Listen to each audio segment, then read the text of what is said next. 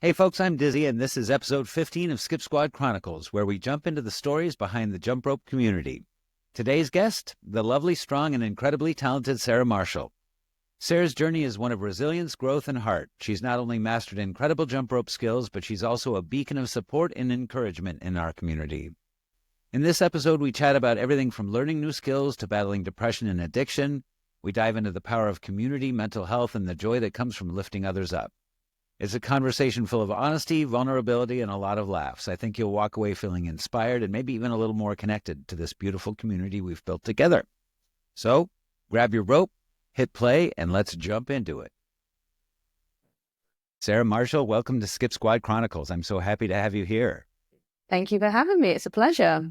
Yes, I noticed your shirt. Is that Pantera? Yeah, baby. And Dimebag Daryl, dude. Yes. Very much a massive Pantera fan. Yeah, I'm representing for the UK with the Cure. I see. Yeah. I already noted that one. Dates me a little bit, but I love the Cure. In fact, last night I was trying to do a little release practice and stuff, and I was going to try and skip to, after I was done with my practice, I was going to try and skip to some Cure songs. And so I decided I was going to goth it up, and I put on black lipstick and eye makeup and stuff like that. And, nice. And I never really I got to the point where I was doing my, skip dancing and stuff like that, and then went to the phone afterwards and got the message like, iPhone storage full, and it had stopped recording a while back. And so like, all right, it's, like 5 a.m. I'm going to go to bed. So I did. It's time to call it. Yeah. And then I woke up and I took the dog outside and I realized as I'm outside, oh my God, I probably still have like black makeup just on my face, and I had this crazy black lipstick or whatever. I was like, I hope the neighbors don't see me, but anyway. Many times I've gone out with like purple or black lipstick still on my lips from a gig or something the night before, so don't worry, it happens. Yeah. Happens. So I'm happy to have you back. You were on the last episode, which was our group episode, which was a lot of fun. Yes. But we had plenty of people there, and I didn't get to talk to you as much as I would have liked. So I'm so glad you're back so that we can dig into your story a little bit more. So first of all, can you tell me like where you are in the world? I am in Nottinghamshire in the UK. Robin Hood territory. Robin Hood territory. Not too far away from Sherwood Forest, actually. So yeah. No kidding. Really? Yeah. We go on adventures around there. Such an Anglophile when I was like starting in junior high. Maybe even earlier than that, I was a big reader. And so I read all the Robin Hood books, and I read all sorts of, British stuff. And I just wanted to be Robin Hood so bad, Oh my God. Even back when I was a kid, like the cartoon. What's that? You need to do a dress up as him and skip as Robin Hood. Oh, yeah. That can be in homage to me. Yeah. That's right. I got to get some green tight pants. Yeah. Right now I've just got like black and red and a few other ridiculous ones. Brilliant. So I remember from our talk last week, I think you have been skipping for between 4 and 5 years. Is that right? Yeah, I said 5 like a dope, but it's not. I got myself It's coming confused. up on 5 though, right? No. It's 4. It's coming up on 4. So I thought I started in COVID. Listening to everyone's stories, I was like, did I start in COVID? I'm sure I did. And actually I didn't. I started the year after. So I started in 2021. Yeah, so 4 years in February, just a bit. And another thing about your profile, so you skip, but you're also a weightlifter. Yeah. Weights like weightlifting is my like therapy, if that makes sense. When you say it's your therapy, how does what you get from weightlifting differ from what you get from jumping rope? Okay, so like my kind of thing of picking up a rope. Well, no, it's not my thing, but I've always weightlifted. So I've weightlifted for around 8 years now. Okay. Went on a huge weight loss transformation, lost 7.5 stone, and then did all that weight loss. And then I was like, I want to lift weights. So I started lifting with my husband, and then went and did that. So in the theory of weightlifting, that's my therapy, is in my mind. It's like it's an endorphin that I can't get from anything else. It's just like a release. Like I'm stressed, I go and lift heavy. I go do something that makes me feel amazing. Now my jump rope lets out my crazy. Okay.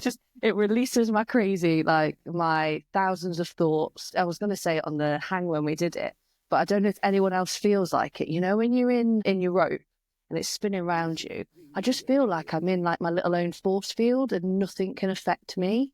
I don't know if anyone else feels like that, and maybe they might want to comment on this. I totally feel that way. But I just feel like I'm in my own little orb, and I'm just happy, and I'm just crazy, and nothing could affect me. I do it in the back garden at like 5 a.m. in the morning in the summer and spring, and people must think I'm absolutely batshit. Sorry. But I am. I love it. I just love laughing at myself. That's where my little crazy comes out of. So that's the difference. Like it's where I get all my 10,000 tabs in my head out, if that makes sense. It makes perfect sense. And it's one of the things I've noticed about your reels that I really love is that you laugh at yourself quite a bit. And I do that. I constantly laugh at myself. I'm just such a goofball and like a preposterous person. I think when I started my page, I was all about I need to get this right. I need to nail this. And I was like, you know what? It's not 100% any time. Like I'm always like a 40%er. I will always do 100%, but 40% of it's probably right. And the rest of it's just nuts going crazy. So I was like, I'll start to post that. And people start to go, God, that's quite real actually. So like behind the scenes kind of stuff. And I quite liked it. It's quite funny. And I don't always take the mick out of myself, and I don't do it to take the mick out of myself. It's just I do genuinely laugh that much all the time when I'm doing my jump rope. Yeah, me too. Crazy. But that's it. I get it out. So when you say the thing about you mentioned tabs, like it reduces the tabs or something. Yeah. I forget exactly how you put it, but do you find that jump rope gives you like a mental focus that that is different than what you get with lifting? Yeah. I get a stress relief out of lifting, but I get a focus, like not a hyper focus type thing. I think I'm undiagnosed with ADHD. I don't know. This is a discovery plan I'm going on down the line of, but I just feel like my tabs, I've got so many things whirling around in my little brain, and then once I go, I'm going to go get this, and I go and get it, and I go and get it done. And even in the frustration, if I don't get it done, I know I've applied myself and I've focused for 20, 30 minutes, 40 minutes to get it done and attempted it. So that's that. Yeah, I do. I kind of like focus on one thing at a time sometimes. Sometimes I do just go out and go, when I'm jumping at full performance, I just go and put a combo together. But I'm terrible for not remembering combos. So you'll never see me remix because I can't do them. I try and do it, and I write it down, and I'm like, yeah. Go and do something else. Completely do something else. I'm always impressed with people who could pull off those remixes, like, so well. Like timing and everything is mad. Yeah. I've not tried that yet, but I'm working with a friend of mine now. We're going to do a little collaboration, and she's in a different state than I am, so we're going to see how that works. I think it'll be fun. That'll be exciting. Yeah, collabs are fun. I like doing them. When I've done meetups and things like that, and we've had to learn a combo, flip me. Honest to God, it's always me going wrong. And I'm I would stop. And I have to keep putting my hand up. I'm like, I just did something completely different to everyone else, or I land at a different time and I'd release at a different time. I'm like, ah. That's totally what I would do too. Especially if even if I knew all of the moves, like if it wasn't a challenge to do all the moves, it's just the pressure of people like, all right, now we're all going to do it. Like, okay, 3, 2, 1, go. I think I've said several times on the podcast, like my nirvana is when I can kind of shut off my brain and I don't think and I just kind of flow. And so like, I don't really ever, choreograph anything. Part of it is probably I couldn't retain it that much. I guess, if I did a 15-second thing, but. Do you ever do a move where you go, oh, that was nice. Let's try and do that again. And then you go, shit, it's gone. Yeah. Yeah. I always do that. Yeah. Or just like you luck into the move and then can't quite figure out how, like the flow that got you there. Like I can do the move again, but I did it after I did that other thing and that was really cool. But what was that? Yeah, it ends up becoming a little mini combo and you go, oh, that was nice.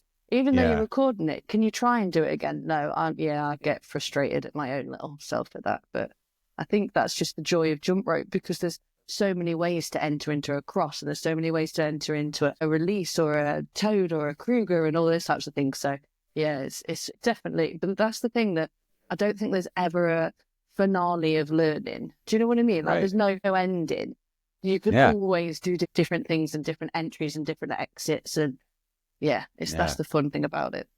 And there's always a different song to jump to as well. Always a different song. Oh my God. I don't know Speaking what of music, so do you jump to music? Yeah, I can't listen to the steps or the rope or anything. I'm constantly tuned in. Always tuned in. Yeah, and it doesn't matter what music either. Oh, really? People go to me, how do you jump to that? So if I'm in it depends where my headspace is at. If my headspace is in a point where it needs to get some frustration or anger or just something, if I can't go weightlift that time, I'll go and do, but I'll jump to something heavy like Manson or Slipknot or Korn or, Pantera. Pantera, and just get it out of me. And I just flow. And they're like, how do you jump to that? But I jump quite speedy. People don't understand why I jump so fast. I can't jump slow. I've tried to jump slow with other people and it's just laboured. It doesn't flow. So I flow to music. I do struggle sometimes, if I go to meetups and things and there isn't music and I'm like, I just need something to vibe. I just got to vibe and I just go and it just comes out of me. And I think that's... You start beatboxing? No, I really wish I could. But no, I just sound like I'm having an asthma attack. Yeah. Yeah. I've seen a few of those reels that are super funny where it's like, this is what you see. And it's like, dizzy jumping with music and jumping coordinated to the music or whatever. And then this is what it's really like. And then there's no music and it's just... Oh, I'd love to try and do one of those, but I'm just too embarrassed of how asthmatic I would sound. Oh, I know. I probably sound terrible. And then also I sing along inadvertently sometimes. So I'm warbling to the music, Yeah, and of course, with the headset on, I feel like I'm totally in tune with what's going on. And then I watch the video back later and I'm like, oh my God, somebody put that horse down. When I used to do it early mornings on the back garden, oh my God. And I was a bit fitter then, so I was all right because I was doing it most mornings at 5 a.m. I was listening back to one, and honest to God, the curse words that were coming out my mouth at 5 a.m. in the morning as I'm there whipping myself or kicking myself or I fell off the platform or something. Yeah. I'm just there. But also asthmatic and the noise of the ropes going round. Yeah. I'm surprised they haven't told me to move out. Do you have neighbors really close to you? Yeah, they're literally all sides of me and all on the back of me as well. So our garden, I don't know how big it is in terms of feet or meters. I've got no idea. But it's an all right sized garden, but but they could potentially hear you in your colorful metaphor. 100%, yeah. So I need to, I do need to be myself out. I do try and refrain, but when you've got your headset on, you just don't know what you like. You don't know what you sound like, do you? So, and I giggle as well. So obviously it's like, whip, whip, whip, giggle. Damn. Yeah, I know what you mean. I've got neighbors right next door to me and I like to jump at night sometimes and I worry about the slap of the beads on the mat or the ground or whatever. So sometimes I'll go down to this park where there's this thing called the band shell. It's like a little outdoor, area where it's cute. Yeah, it is cute. But there's nobody that lives right next to there. There's people within eyesight, but they can't really hear me. But even then it's shaped like a cone kind of. So so bands that are in there, they can project out into the field or whatever. And so I'm in there and I'm jumping or whatever. And then I slap myself with the rope and yell out a swear word. And it's, 10:30 p.m. and there's some old man walking his dog and what is that freak doing over there? Just got a foghorn of Dizzy's disco. Son of a... Yeah, I know. Do you ever hear a song when you're out and about or wherever you are and go, I want to jump to that? Do you ever do that? Oh, yeah. Oh, God, totally. I do it so much. I'm like, oh, that's a tune. Right, it's going on the playlist. And then I'll go and run off and go and just vibe to it that night. Yeah. And I also have discovered so much from just watching other people's reels. Yes, several of the reels that I have that have songs that I really flowed to and went back and looked at and was like, I like what I did there. Were songs where, I just stumbled on somebody else's reel and I was like, whoa, Katy Perry. I've not really listened to her that much. What's this? Oh my God, this is a banging song.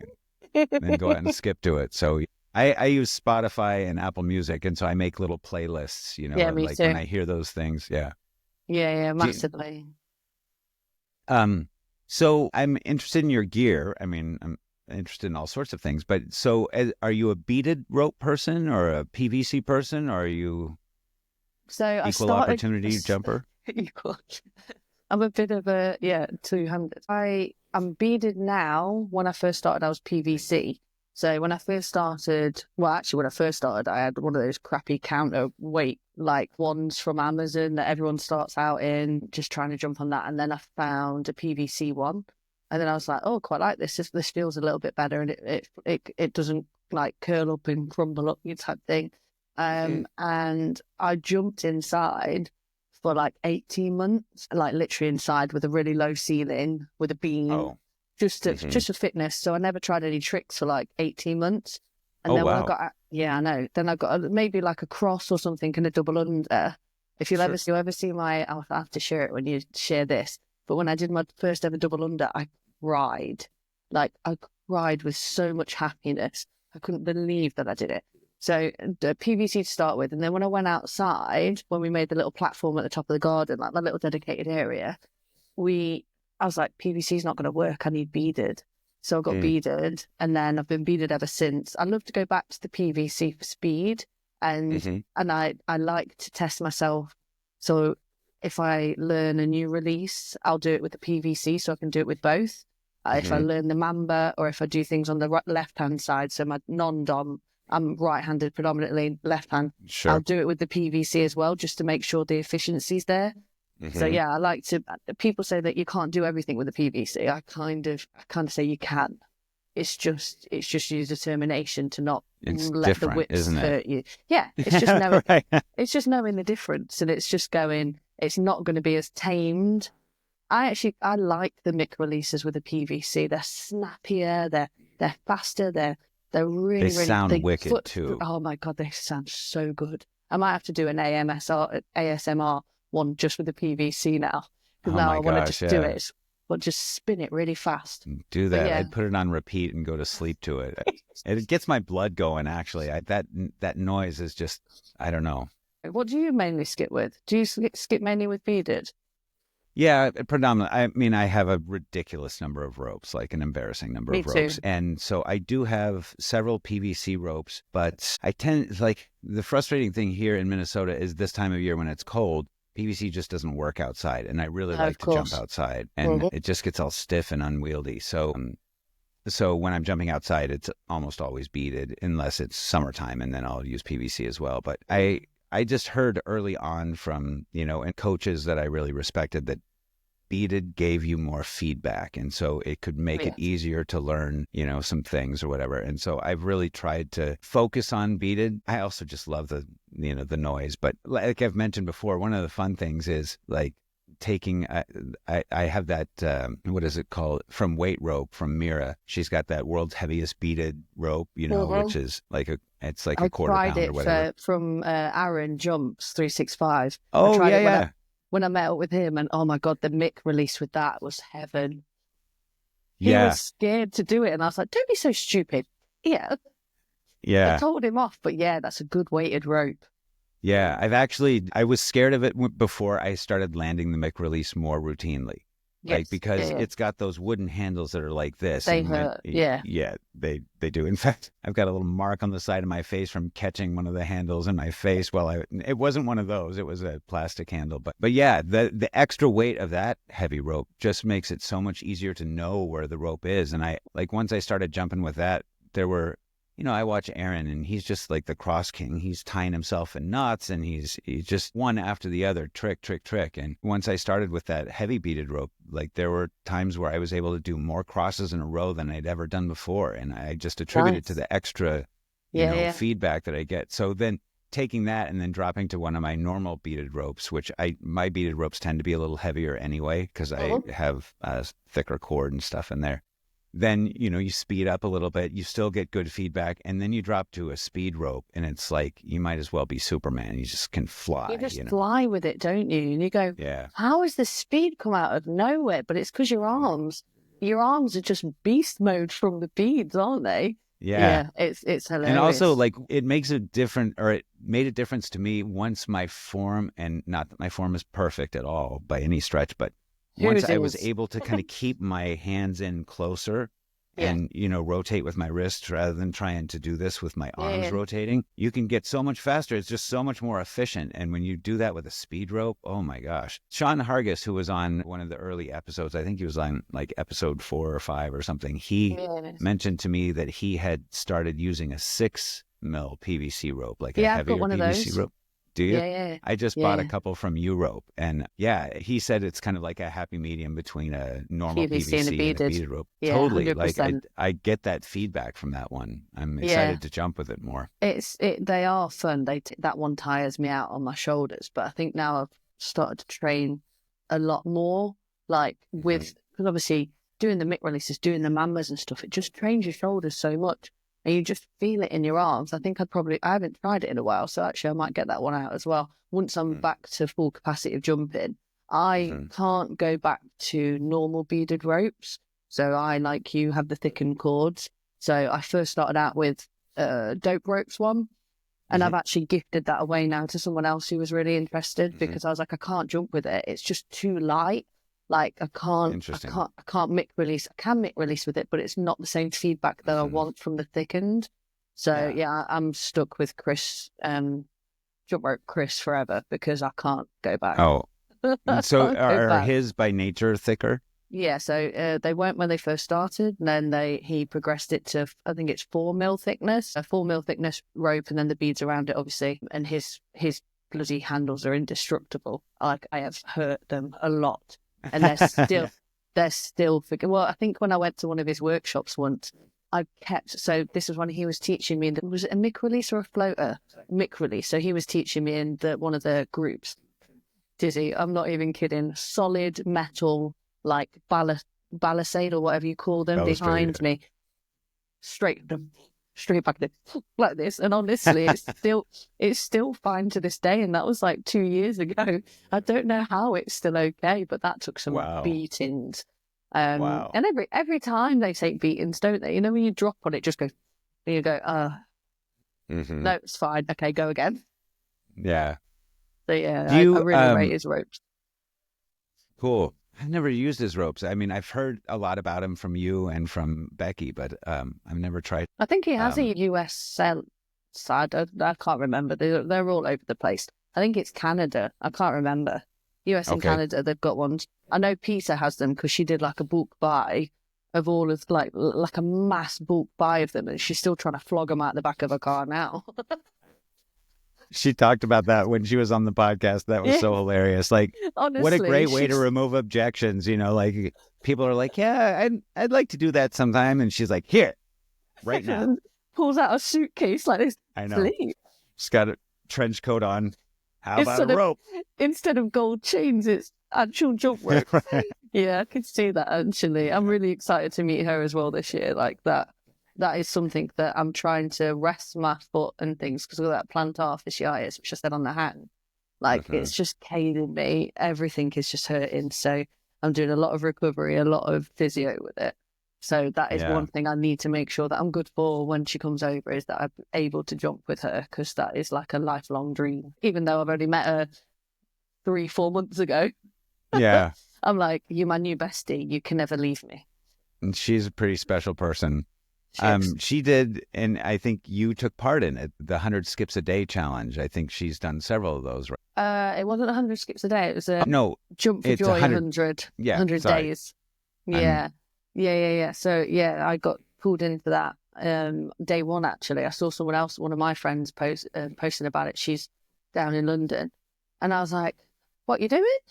So we just she brought me in, and they're a great group of people, honestly. And I'm still. How many?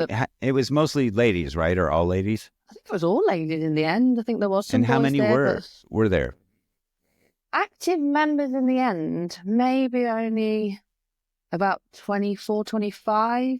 But I think when the group first started, it was like 50. And then, things come up in people's lives. Yeah, exactly. So and it was that free to come and go type thing. And it was free to post. You didn't have to post every day. There was no pressure. And there was a lot of posts that just went into the actual thing themselves. Like we just posted it into the group instead of making it public. There was one of the members on the group that really didn't want to post anything on Instagram at all about her jump rope. And then by the middle of the group, actually, by the middle of the 100 days, she created her own Instagram for jumping, which I think is amazing. And that inspired her and helped her, and we helped her with that anxiety and stuff. So there was a lot of positive stuff that came out of that. And there's still some people now that are still jumping that only just started because of that 100 days. And that's what I think is mega. That they were inspired by Peter, they were brought in by Peter or by Laura, skipping the midlife crisis. Yeah, she's lovely. She's amazing. She's absolutely amazing. And she's like a mum to all of them as well. Like she's just brought them in, and Peter's like, it's just brilliant. It was really nice to be part of that group. And that was the big success out of my year last year, was just being a part of those amazing people and being a part of their journeys. I actually met with one of the girls who joined the group. She joined maybe 30 days in. Okay. I think Laura brought her in, which is hilarious. Laura's in America, obviously, and Rebecca is in like 30 minutes down the road from me. Okay. And I didn't know her. Obviously. And Laura brings her in. I'm like, where are you based? Because she saw that I'd put something about Nottingham, and she was like, oh, I'm in Loughborough. I was like, oh my God, I'm literally 30 minutes up the road from you. So we ended up doing a little meet before Christmas, which was quite nice. It was near the 100 days. Cool. And yeah, helped her with a few things, and she's still progressing really well now. I think she's awesome. Now doing that 100 jumps a day with Peter and Laura. So yeah. Okay. Really nice. It's nice how things that is progress. Cool. I think it's nice how relationships flourish within the jump rope community. I've not known anything else like it. Like I've been a gym goer for, I don't know, 10, 12 years now. And then weightlifting in 8 years. And it's just that's not the same kind of connection that we have with jump rope. It's different completely. Right. In the gym, you just go grunt at people, right? It's just like, headphones on. Yeah. Don't look at me. I won't look at you. Yeah. Yeah. There's a little bit of an edge energy. You know, you gotta push that weight up or whatever. Yeah. Beast mode. That's totally it. Yeah. I guess I sort of thought that with PETA's 100-day challenge, I had just assumed that most of the participants would have been like brand new to jump rope. And I don't know why I had that in my head, but you had people of all different skill levels kind of go through that, correct? Yeah. And I think that was, I don't know why it came about. I don't know the full story why Peter started it. I think it was to give her a boost as well. So she was like, right, me and Laura are going to do this whole new challenge, and just anyone who wants to join, it's free. You know, it's a group. You can come and go if you want to. You can stay, whatever. And it surprised me of people of all different levels. Like, and it was nice. It was nice to have people that were really experienced there, because they even helped me as well. Like some that I'd never even spoken to before. And Peter I'd never come across. It was literally day one that I started to follow her. And I was like, oh, I don't know who you are. Well, you're kind of cute. You've got really good energy. I like your energy. I'm following. Yeah. So, yeah. And it's nice to have that. And it was nice to be, they kind of took me as someone that was quite experienced. I'm like, I'm really not. I'm technically relearning everything again, because I had such a bad injury with a sprain last year. So it was quite nice to be known as Peter called me the release queen. I was like, I'm really not. I'm so effing not.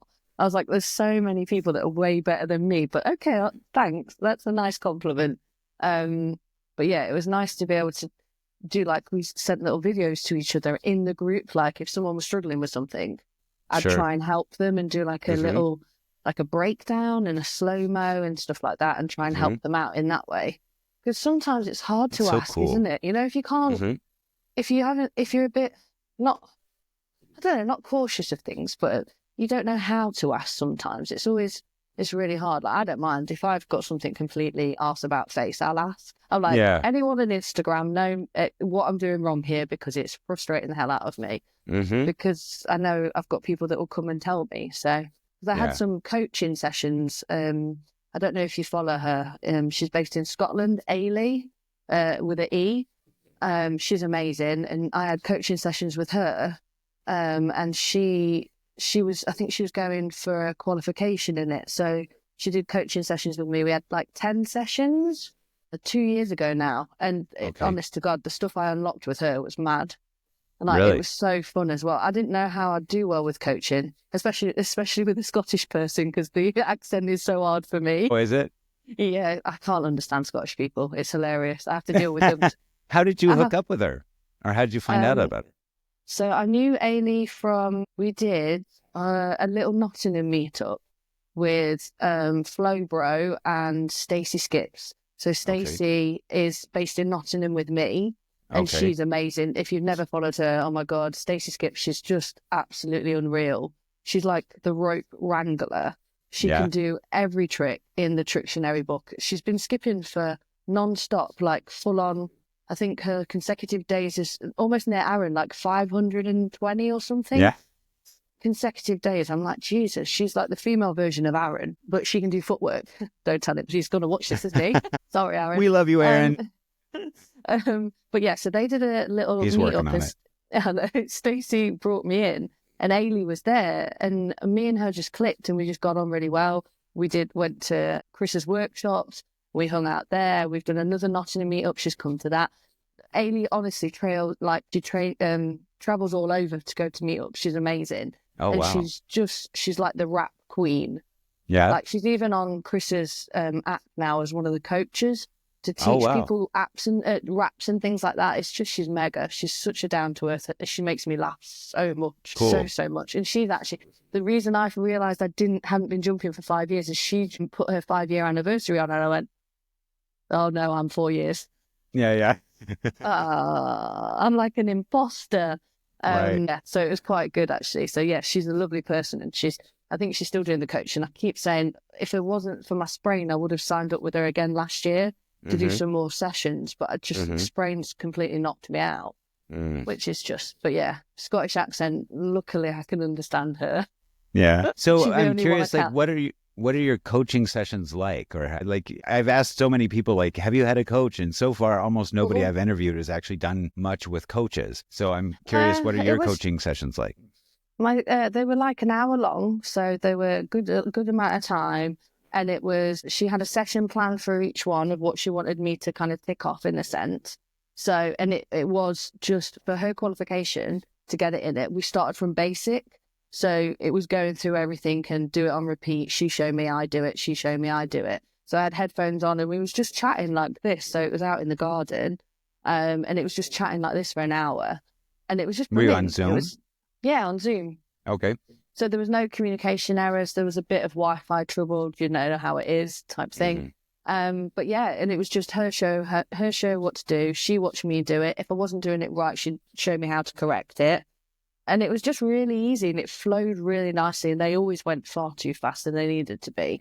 And I always proclaimed that I would never be able to do raps, but because of her, I can.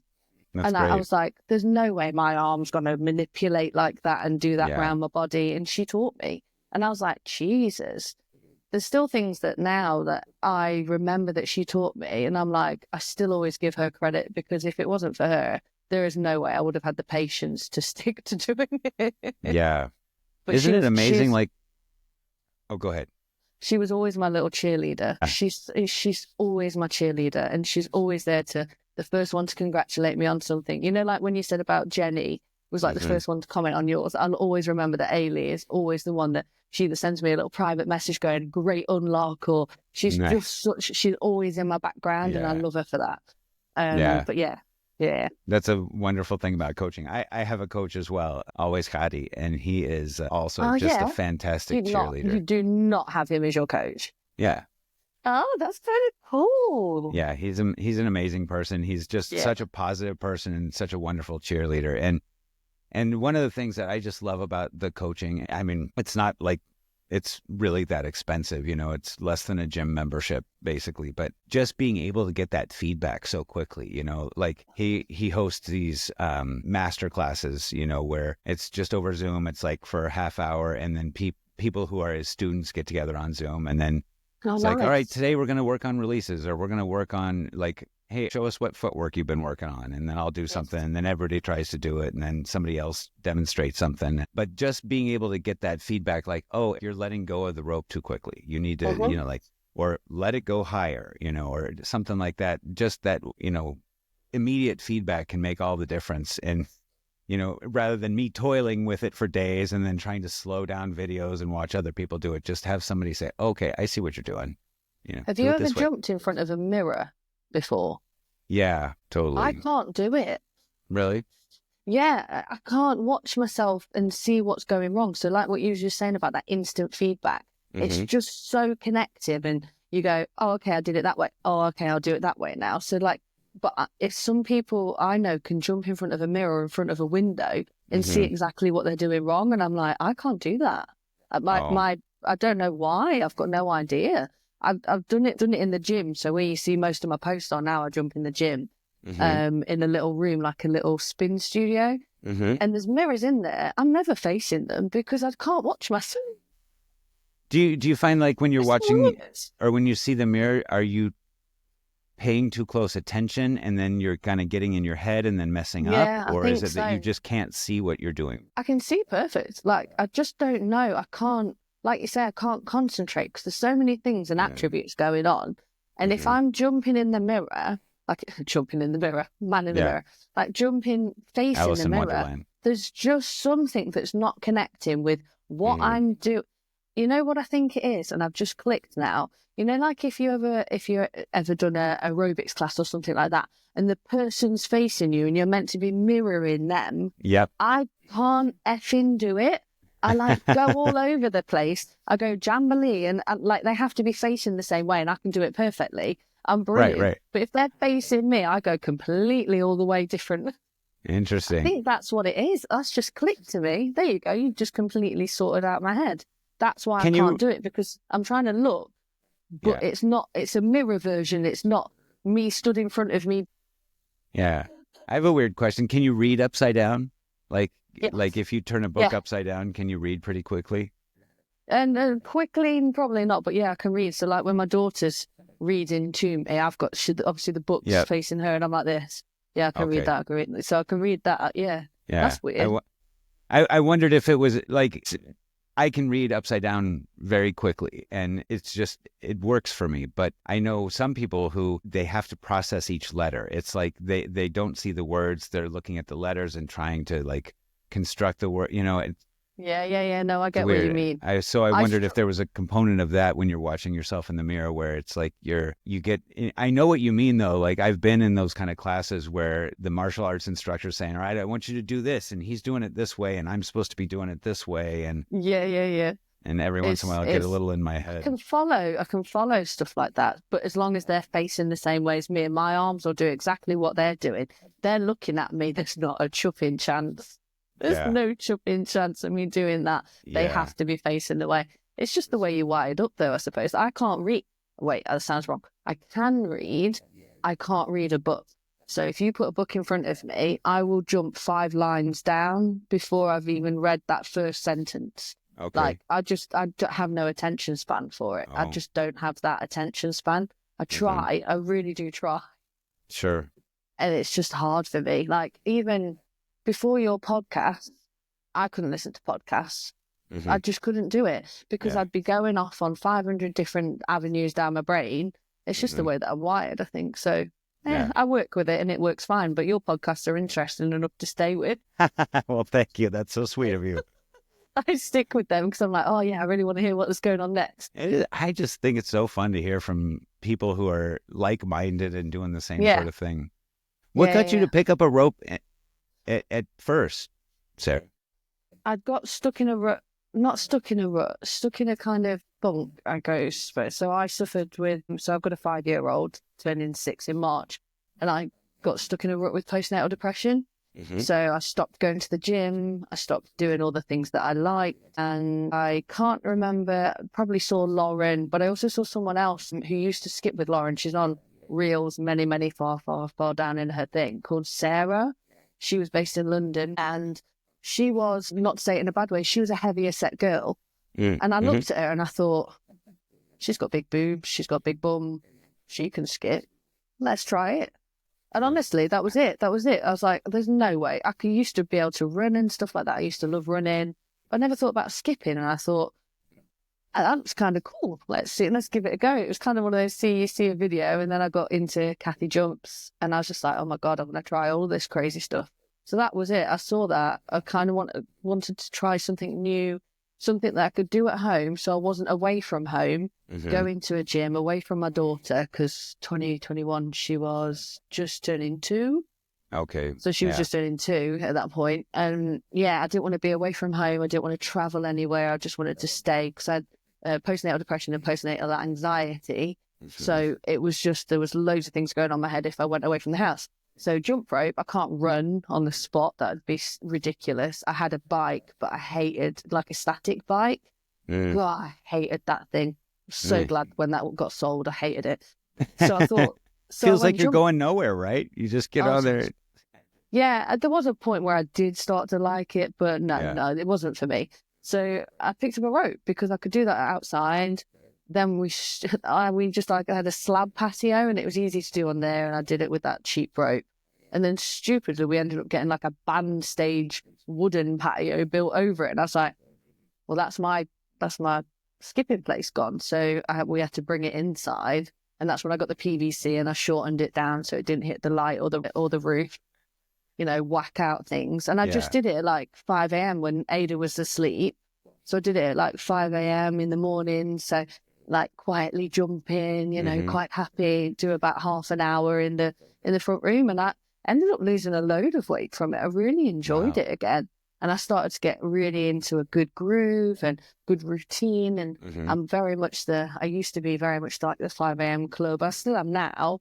I don't get up and exercise because now I'm starting to go at night, because I don't need to be always here for my daughter, like my husband's here and things. So it's just how your life evolves with kids, I suppose. You start to work around them instead of against them, and putting yourself last, which ended up what was the way I was going. So that's why I picked up a rope to do it here. And now I've got back into the whole world of the gym again. So yeah, it's so can I ask, nice. I'm curious, like, by the way, depression sucks. And I'm sorry you went through that, because I have struggled with depression for much of my life. And I know that feeling where you kind of like don't know if you'll ever be happy again, or like, what am I for? And it's just miserable. And I think it's so amazing that something like jump rope can help so much with that. You hear people like, I don't know if you had this experience, but I had times where I was very depressed and talking to doctors and stuff, and like, well, what are you doing to exercise? And my reaction was like, I can barely get off my, I can barely get out of bed. You want me to exercise? Like, I can't even think of a reason to keep going. But having gone to the place where, all right, I'm going to do something different, and then skipping, and then starting to feel the benefits of that. I guess I'm wondering for you, how long after you started skipping did you start to realize the benefits, or did it start to affect your depression or start to help? I would say, because I'm very competitive, it pretty much started straight away, because I did go out and do 20 minutes because you're a prat. Like the first jump rope I did was maybe 15 minutes, and I went straight back in with shin splints. I had them for a week, but I still got on and carried on, because everyone does when they start. No one knows any better. Right. But when I started to get longer skipping, or doing more skips in a continuous row without tripping up, and then I was like, oh, this is quite fun, this is. And so then the competitive side started to kick in. And then I was like, oh, okay, I'm my own little competition here. And there's been no point at all through my 4-year journey where jump rope has made me feel sad. And I can honestly say that. Not sadness in any shape or form. A bit of frustration and a lot of F's, but... and a lot of, you mother of a... like, seriously, there's been a lot of that, but there's been no sadness, because I think I said it on the hang, I always end on something that I really love. Yeah, I really love that point that you made. Just to go nail it, and just like, yeah, screw it, I didn't do that, but I did this, off. And then you just go happy. Yeah, I'd say it was near on instant. It was like a joy that came out of me, and that's what I try and exuberate with other people that try it. I'm like, just spin a rope around you, see how you feel.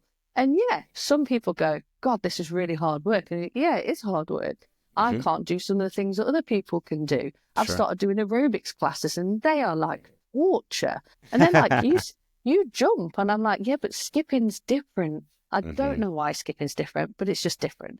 And yeah, I went to the gym today with a friend, and we started to train together, like weight train. And I got her to show me something, and I went, "So do you want to try a jump rope?" And she was like, "I don't think I could do it." I was like, "Just try." She did. She's gone and bought some today. Nice. I'm like winning, absolutely winning at life on that one. But yeah, it's just, I don't know whether it's that association that it takes you back to childhood of just being free. And like I say, with that orb that's around me, like my little force field, nothing can affect me. I'm grooving to whatever I'm listening to. And it's just joy. I couldn't be without it now. And that's why when I injure myself, I'm so dang peed off. I know what you mean. I change it. So I change the narrative. So yeah, I don't have to jump. I can rope wrangle. I can spin it around me. I can learn 360s. I can learn wraps. And it's so versatile with an injury. And that's what I think I'm quite thankful of, that it's not just a static jump up and down type movement. It's you do whatever you want with that rope. And I quite like that. Yeah, I think that's pretty amazing. Do you know Helga Morgan? She's Helga Jumps to Fitness, and she just got a new account, Helga in Motion. I saw that. Yeah, she's got a back injury. Oh, no. So she has, I think that's part of the reason she's got a new account. She's like instructing Zumba classes, but she does rope dancing as well. And I really respect that, you know, when she got to the point where it's too painful for her to jump consistently, she gets out there with a rope and she dances and she has fun and she entertains. And I mean, it's just, and I know it helps her, you know, like it helps me. And when we had that group hang, Laura J was on there and she had a big injury to her calf. And I had a similar sort of, or I have a similar sort of injury now. And one of the things I loved about what she did was she just didn't let that slow her down at all. She just showed up to the gym every day and she's like, all right, I'm going to know releases. And she can release like a queen now. She can release like a queen. Yeah. I can't believe that. Yes, I followed her, but I didn't actually know it's only been 3 months, because you don't scroll, do you? Sometimes you don't scroll to see how long someone's been there. And I couldn't believe she's only been doing it for 3 months. I was like, oh, she totally fell in love. She was like, this is awesome. I'm going to do it. Yeah. For sure. And that's the thing that I kept telling the girls in the Jump for Joy group was just choose your own lane. Don't compare yourself to anyone else. Everyone's journey is different with rope. And it took Laura 3 months or 2 months to learn a mic release. Shit, it took me 2.5 years almost. But I don't care about that, because I know that what I've achieved was my achievement. It wasn't anyone else's. Yeah, I had so many coaches tell me how to do it and I couldn't do it. And then that first one landed, and then you just never look back. So I always taught the girls, just don't compare yourself. And it's the only thing that I can ever. It's the same with gym. It's the same with anything in life. People only post the shit that they're happy with, and that's the thing with social media. If I didn't have it for an accountability for me, I probably wouldn't have social media. But then I'd lose all my lovely friends across the pond. Jump for Joy made me go more international with things. Right. And I love that. And, you know, I don't know what I'd be without it. But I also know that there is points where I have to go, okay, this is enough now. I'll not post as much type thing. So it's that, because no one needs to see it all the time. But I'm quite happy when I post something that I'm quite proud of or something. There's an accountability thing, like the elephant thing. I don't know if you saw that reel the other day. Oh my God, that was the worst move I've ever tried in my life. I saw Stacey do it and I was like, that doesn't look that hard. And and I have attempted it before, but I could never get my arms underneath my leg. It confused me. There was something Can you about describe that the move? So the elephant is basically your leg goes up in a can and your arms going across underneath your leg, and then you skip under and then it goes up over your head. So that's an elephant. So it looks like an elephant. Your leg's the nose, the trunk, and then your arms cross underneath. I can't show you. I'm in my PJ bottom, so I'm not showing you that. I'm in an elephant, but I've got zebra pants on. There you go. Your leg goes out and then your arms cross underneath. Okay. And then the rope. So with the rope, obviously, you spin it, go underneath, and it goes underneath you and come back over. Oh, shit, I must have been doing that for 15 minutes. I just did it. I said to myself, I'm just going to go have a try and see how funny it is. And I was actually surprised. I got it under the other foot. I think that was the biggest achievement I did. And then I finally got it up to my shoulders, but the whips up my back with straight lines. I looked like a checkerboard or like a cross, a chessboard. Playing tic-tac-toe on your back. Oh my God. One of them, I swear to God, I thought I saw hell. There was something that came out of me that was, I need to listen to the audio actually, because I'm pretty sure it was satanic. Yeah. There was something satanic came out of me. Yeah. But then by the end, the demon surfaced. The demon surfaced. I was like Jack Black coming out of a Foo Fighters song. Oh God.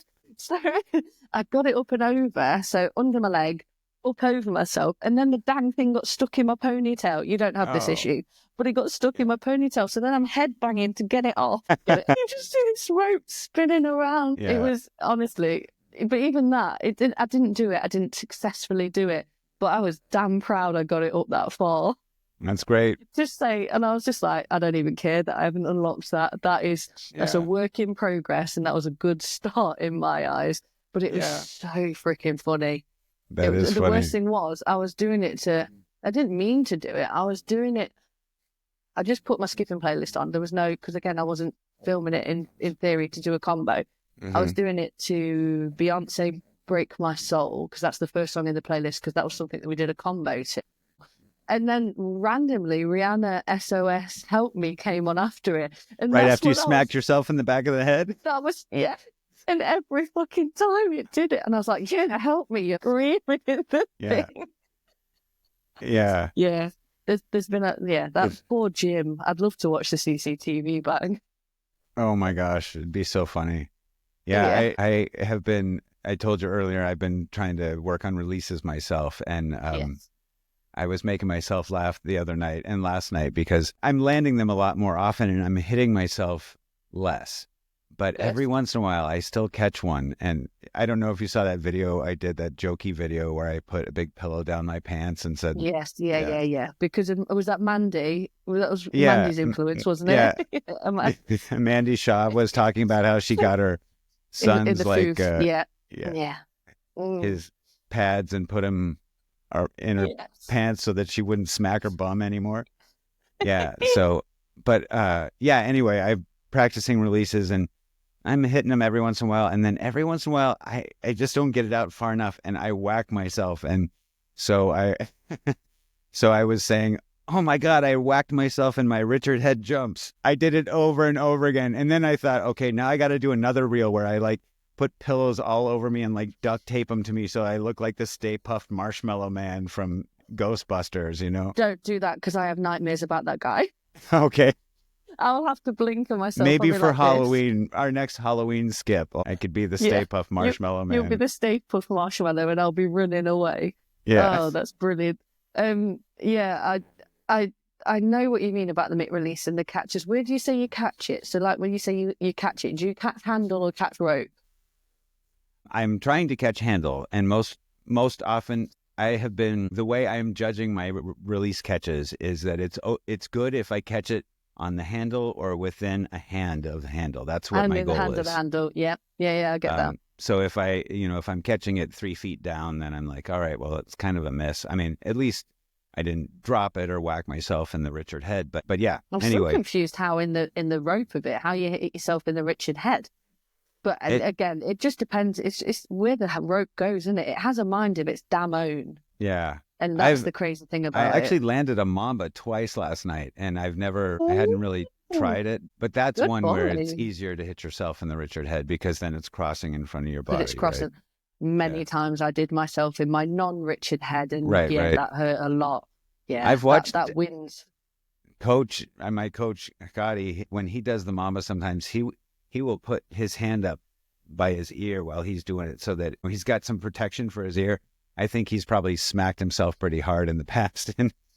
That ear smack is something that's just unholy. Like, it really is. It's just, I don't know why. And I've done it. I've hit that hard. It's whacked my headphones off. Yeah. Oh, yeah. Forwards. Jesus Christ, it's bad. Yeah. Like, it's just not even needed. But the one that I was doing the other night, so the tomahawk release, oh my God, that was so much fun. So you release and you don't pull back to pocket and catch at pocket. You release, keep it there and catch it here. Yeah. Oh my God. I was watching it. The bruise that I had there was disgusting. Really? Like, I mean, my thumb looked like it had got an infection. Yeah. It was so black the next day, like purple black. Oh. Still a bit bruised here. I can see a little discoloring there. Yeah, a little discolored now. But Jesus, like the things that thing did, and I don't know how I didn't swear more. I was in the open gym as well when I first started it. Or when I did it, actually. I was in the open gym. I was on the padded area, and literally the whole gym is right next to me. I don't know how I did it, but every time I hit that bit, and it was the same dang spot. I don't know how the rope knows exactly where to hit you, but it's just got a vendetta for you. So you said that you've got rope names, don't you? I only have rope names when they're being little bitches. Yeah. Like, and are they all called little bitches? Stop it, you little bitch. They get worse names than that. I won't do it because it's going to be posted. But yeah, they get worse names than that. Trust me. Right. Yeah. So I'm curious. some I real saw devils. that reel, and I've seen you do that move. I've seen Sean do that move. Chris Peterson does that move. I've seen Nikki Skips do that. But here's what I'm curious about. Like, how did you go from doing just a normal release on one side and catching it at the pocket to like, what was the first step you took to get it so that you can catch it up by your shoulder? Like, how did you? I didn't. The only thing that I saw it on a story of Kathy, and I'd seen people do it. So Kathy Jumps. She's fantastic, by the way. I love her. Oh my God, amazing. She's like mum inspo I literally follow her like I'm a freak. Yeah. I'm like this. I've got notifications on for all of her stuff now. Me too.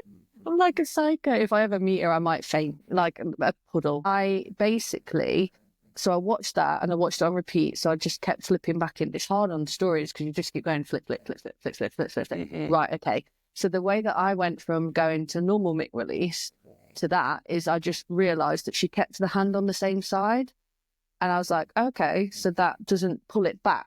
So when you're doing your releases, instead of how you do a normal mic release, you spin, pull back, and then that brings that handle back to pocket position. Don't know why. It's just the physics that Chris taught me. Because he loves his physics. If you ever get to meet that guy or have a session with him, honest to God, his physics, it just makes sense. Yeah, like, I'm so looking forward to it. Like, I've heard so much great stuff. So he's so good with his physics. It's just mad.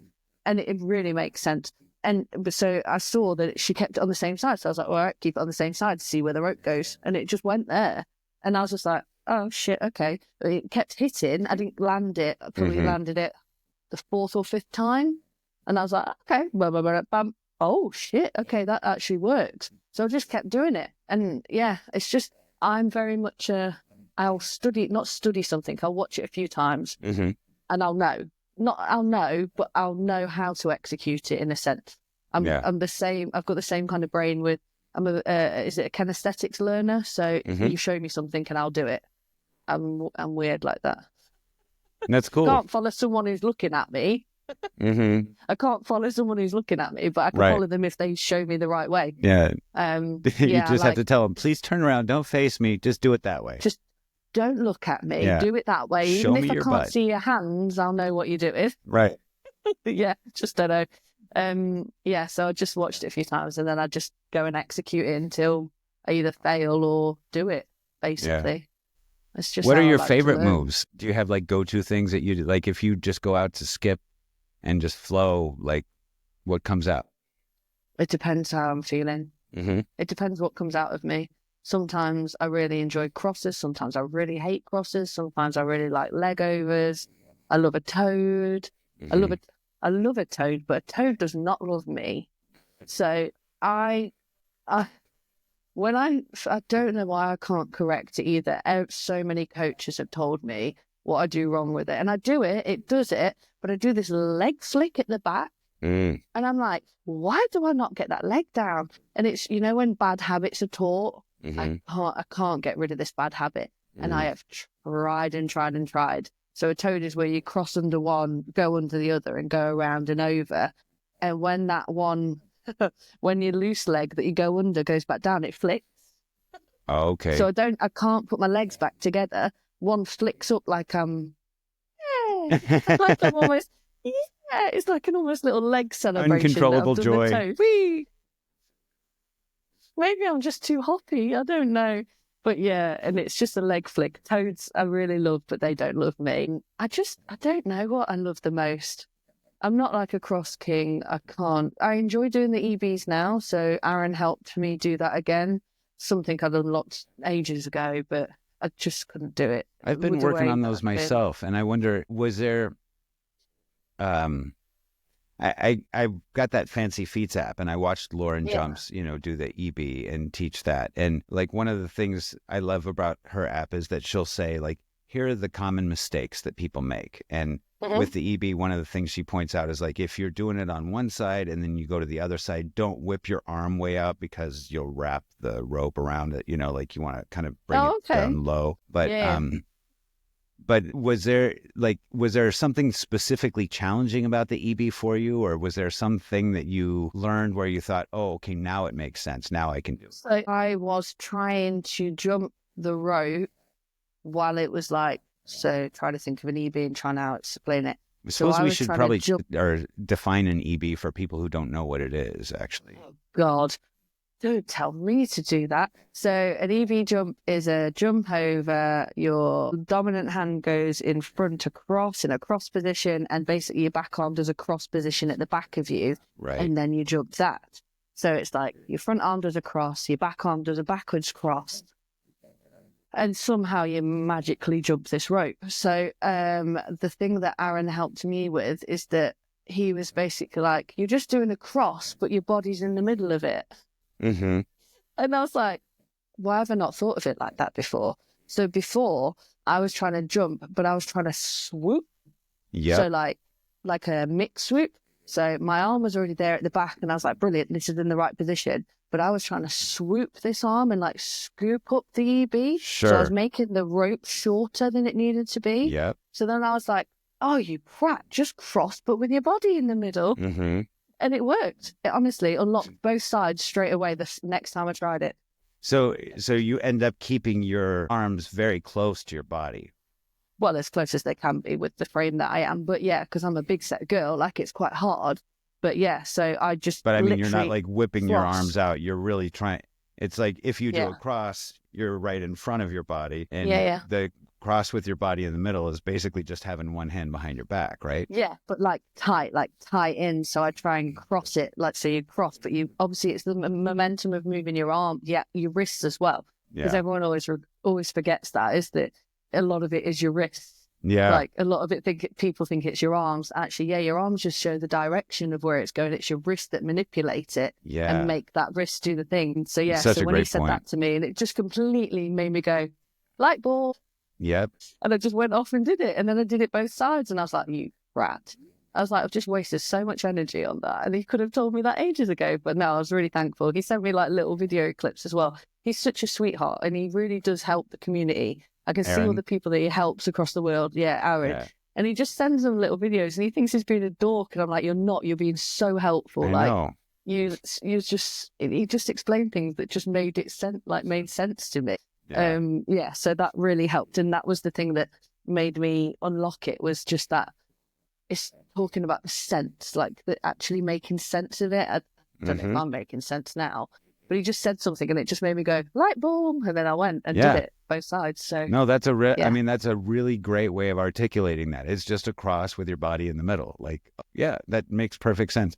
I love the point you make about the wrists too, because that's something that I had a lot of trouble with when trying to pull off crosses.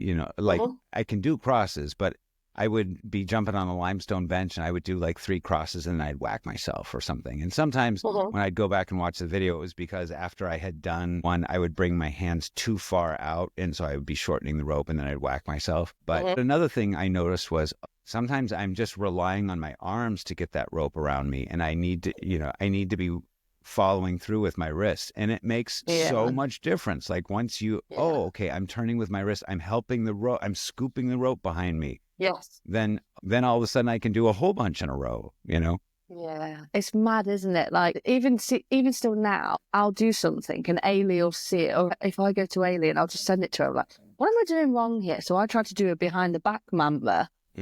Oh, flipping hell. Every time my arm went behind me, my wrist just stopped. Like my hand just stopped rotating. She was like, you need to rotate it and then bring it back. And I was like, I don't know why I'm not. Mm-hmm. The brain's sending signals, but it's just not, they're not working with each other. So I scrapped that off for a little bit, but I know I'll get it. Mm-hmm. But it was just that whole, I don't know why I'm getting this. And she was like, you stopped rotating your hand. I was like, oh yeah, I've took it there. The rope's over there, but for some reason I just stopped rotating to bring it back. Mm-hmm. It's the same with releases actually. So I helped Isabel in Canada, who was talking about in the Jump for Joy. She's just unlocked the mamba the best way that she could do. She kept hitting the floor. So she sent me some videos and I was like, right, I can see what's happening here. Try it this way. And the way that, I'm probably giving away coach's tips here, sorry if I am, but the way that Chris taught me, so have you ever done a rice mick release? So I it's don't called even a know rice. what that is. Rice? No, I didn't know until I did this meetup. So I didn't know what it was. I'd heard it said, but I didn't know what it was. So it's where you basically do your mick release, but instead of doing a wrist pop, where it slings off your wrist, wrist pop, or a tissue box, it's you keep your arm down and release it at the side of you and your arm's over here. So it releases out the back. Mm-hmm. So that's called a rice mick release. So Chris taught us that. And it was only until that point, and I was like, he says, you need to release it at like 9 p.m. Okay. So he works on a clock basis. So 12 forward is your 3 p.m., 6 is down, and then 9 is your backwards. Right. So wherever your rope is pointing, let's say, that's your clock release. Okay. So he did that, and he says, you're not releasing it like between 6 and 9, you're releasing like later. And I was like, oh, okay. So then I did that, and every time I thought, right, okay, about 7:30, release, boom. And I landed it every time. And I was like, oh my shit, the clock works. Like the clock works. So I told Isabel this, and I thought about my mamba releases, where I released to. So she was wrist popping. And I was like, I've never tried a wrist pop with a mamba, because I'm not a wrist popper girl. I'm a thrower. I like to throw it. But I can wrist pop it. It's fine. So I was doing all that. And so I did it for her, and I did it on mine. I was like, yeah, I tissue box it. I throw it out, and I'm generally throwing at 1 p.m. Okay. Between 1 and 2 p.m. And I throw it, and it never hits the floor. And she did it, and it worked. Yeah. That's a really cool tip. Yeah, I'd never heard the clock thing used, but that's a really great way to envision it. Yeah, because it's just the momentum that it's been. I think it was Chris that taught it me. I can't remember. I'm pretty sure it was. But I know that it's one of those things that if you throw it, it doesn't always necessarily mean that it's going the right direction. You've got to make sure you propel it at the same time with your wrist rotation. Yeah. And then it's just gravity takes it. So it's all about the propulsion of it. It's weird. Yeah. It's a lot of physics. It hurts my head. But yeah, it works. Physics works. It works. It's worked for years, but it definitely works with the jump rope for sure. Yeah. It depends how technical you want to get into it.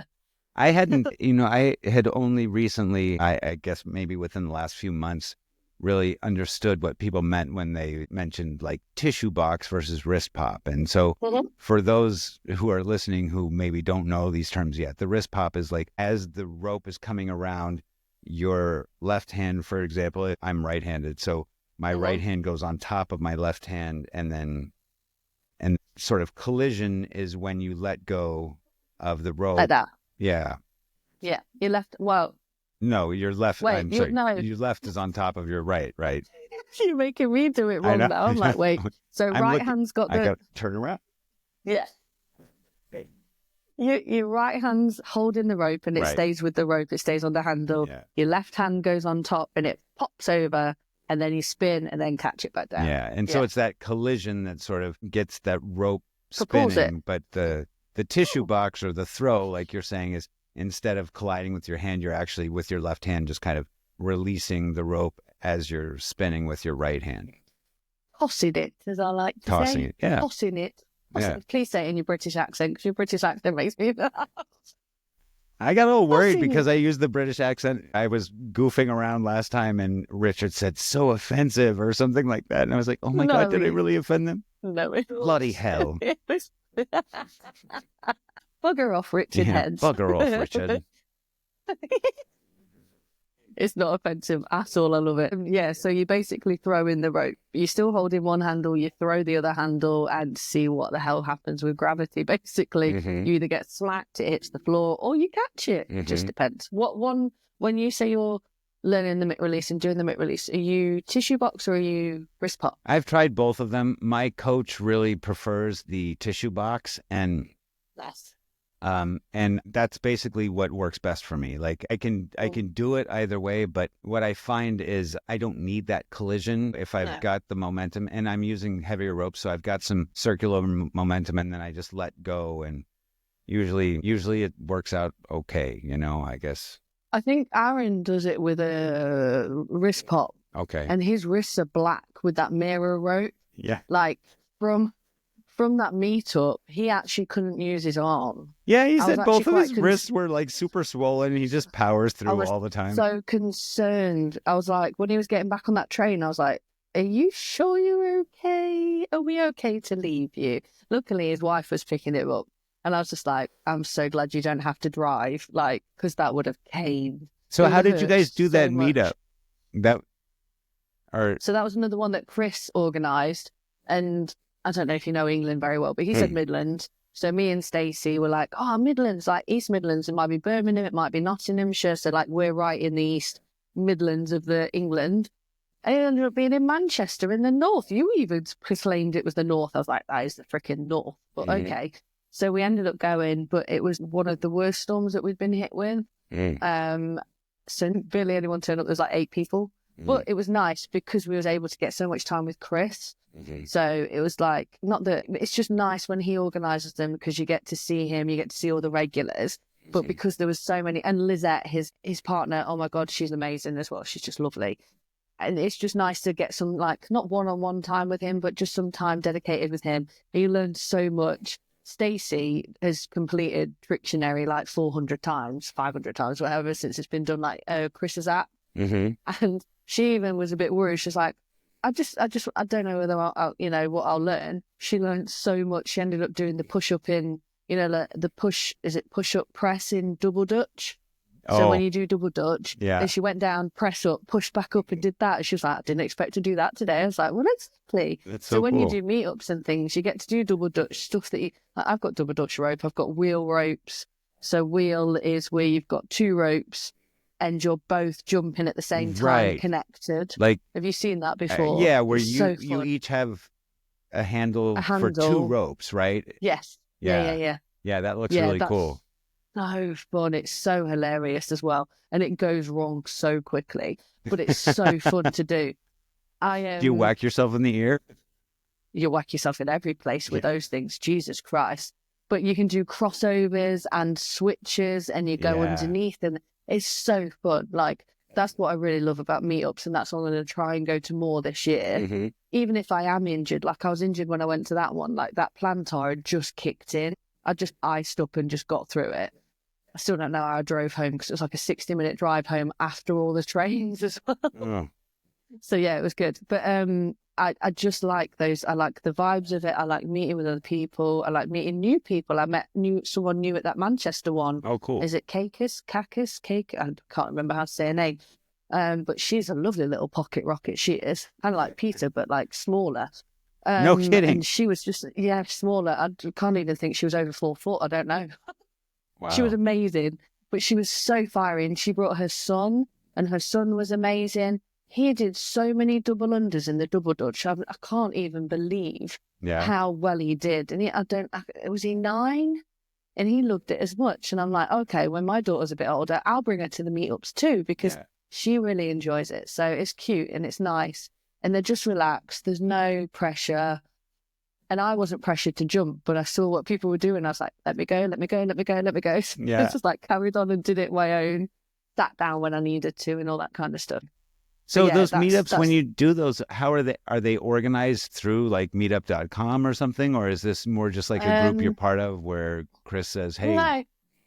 Yeah, Chris just posts them and then we end up kind of like chaining them round to each other. So I don't think Aaron knew about it until I sent it to him. And I was like, are you up for coming to a meetup, your first one? I'll be there. I'll see, guide you through it and stuff, like, because he suffers with anxiety too. Because like he said on his thing, like I don't know if he suffers with anxiety, I might have just made that up, but he's an introvert. And I was like, I'll be your extrovert to your introvert. That's fine. That's great. I was like, I'll take care of you. Because everyone goes to something for the first time, and meetups, there's always one person that's gone for their first ever meetup. Oh, excuse me. And I know what it's like to feel that first one. The first one that I ever did was the workshop, and there was like maybe 100 people there. I was like this. Yeah. Like a deer in their headlights. I didn't know what the chuff was going on. I didn't know what was going on at all.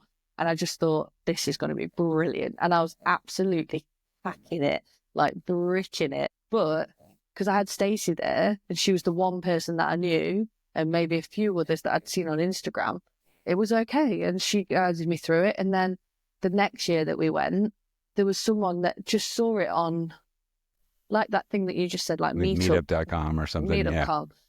And she was like, that sounds fun. And she was 58. She had rocked up, paid the fee, came and rocked up. Honest to God, I had so much respect for that woman. I was like, you don't know what you're setting yourself in for, but I love you for it. Yeah. Like people like that. And when we do meetups, you know, if they're out in the public and stuff, people just join in. Cool. Like they just go, can I have a try? Yeah, here's a rope. Go for it. And they just love it. And we had one a couple of years back now in Nottingham, right, just in the city centre, in the city centre. There were skateboarders around us. Nice. Like skateboarding, and one of them freaking jumped through the jump rope. So we were double dutching, and he jumped through it as a double dutch. Nice. And I just remember going, "Oh my God!" He was a famous skateboarder. We didn't find out until afterwards, but he was a really famous skateboarder. Tony Hawk doing the no. If only. No, he was someone else. I don't know what his name was. I've got him tagged in the video because I put the video up. And it was just amazing. That's so cool. I was like, this is cool how you can incorporate someone else like that. And like, I don't know if you've ever seen her, Rachel, the hula dancer size. Yeah. So yeah, she's mad. Like she came to what mad. She is mad. She's amazing though. She came to one of the workshops and she got the hula hoop out and was doing double dutch with the jump rope sisters with the hula hoop. Oh my God. I was like, I want to grow up and be like you. Yeah, no kidding. That is really cool. It's just, I love how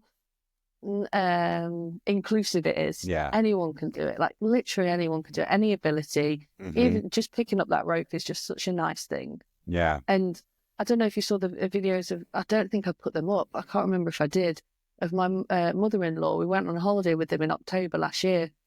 75. She was doing it. Nice. I was like, what?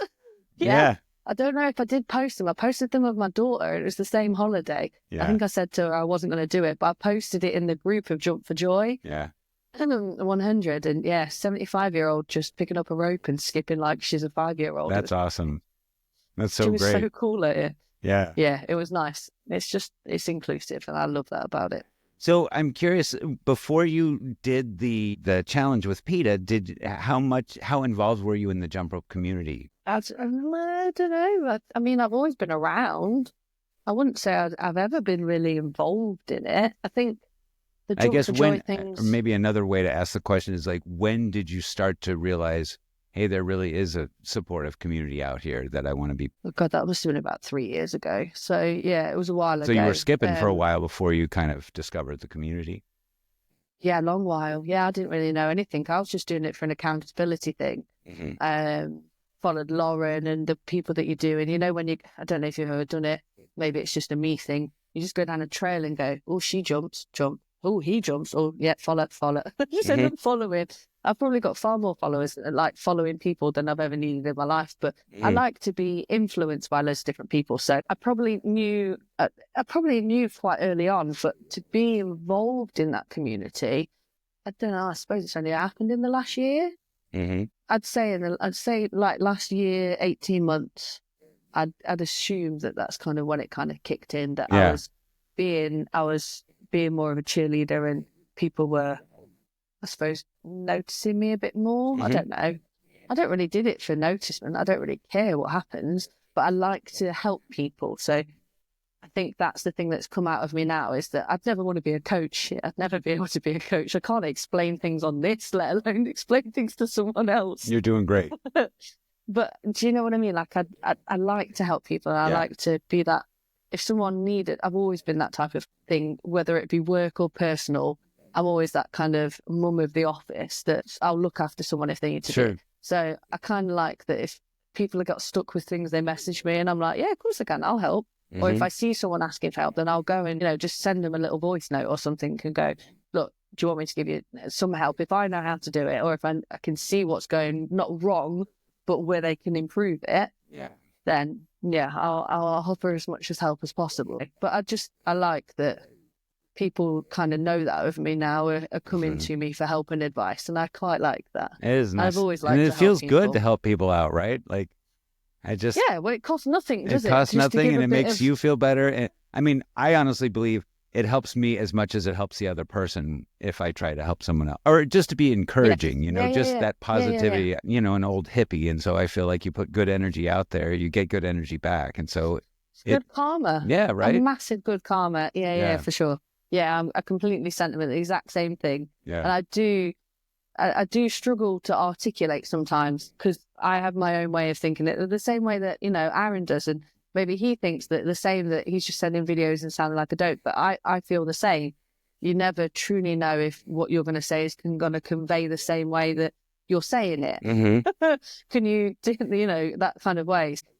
I do have that anxiety. But if someone nails something that I've helped them do, Jesus Christ, I'm like, that is amazing. And I feel good for contributing to that. Not that I've done it for them, that I've helped them accomplish something like that. Yeah. It's a really nice feeling. Like you say, good karma, and you give as much as you can. And if you've got knowledge of something, why not share it? That type of thing. So, and that's why I like the meetups with Chris, because he's just shares. He literally downloads it all onto you, and you come back a bit bedazzled. Yeah.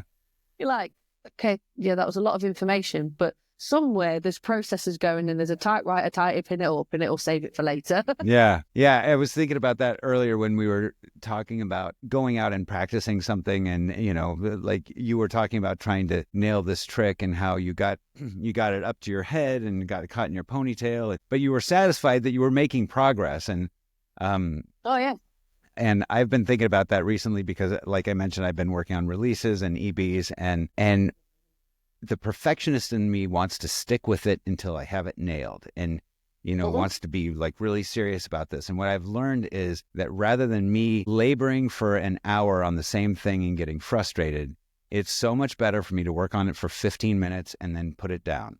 And I can put it down for a half hour. I can put it down overnight, but I still make progress. Like the next day, rather than catching 3 out of 10 releases, I catch 4 out of 10 releases or something like that. Or the rhythm just feels a little bit more natural, and so I've noticed that over the course of the last 2 weeks, I've been doing that where, I don't beat myself into the ground or get to the point where I get frustrated. I mean, you see my reels, I laugh at myself all the time, but when I get to the point where I'm like, all right, I don't feel like I'm making progress anymore on this right now, I'll switch to something else. And then the next day I'm starting to land releases, and it makes me so thrilled because that shit looked like magic to me. It still looks like magic to me. It's wizardry. Right? It's still wizardry to me. It still makes me laugh that I can do it. I'm like, me of all people, the dopiest of dopes in the world. Not dopey at all. I'm taking the class of like, Aaron's claimed me as a like clown of it as well. And I'm like, stop calling me a clown, but actually I am a clown. Yeah. Because I do make a lot of people laugh. Just put the red nose on me, I'll be sorted. But to know that I can do it, I know that anyone could do it. Yeah. And I do mean that in the nicest sense. I'm not putting myself down. No. But that shit was hard for 2.5 years.